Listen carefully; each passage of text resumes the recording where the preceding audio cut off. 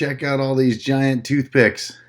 It was pretty cool to see this mill on the side of the road and check it out and fly the drone a little bit and explore what they had there. There are so many logs and trees here.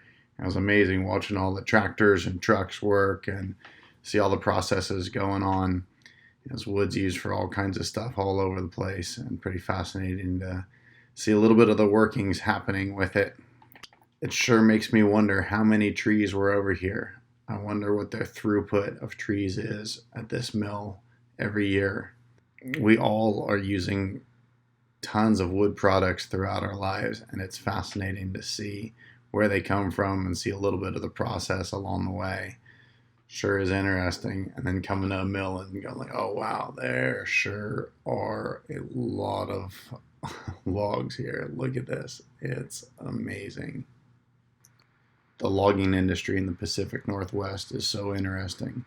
The growing, the harvesting, the trucking, the planting, the milling, all of it.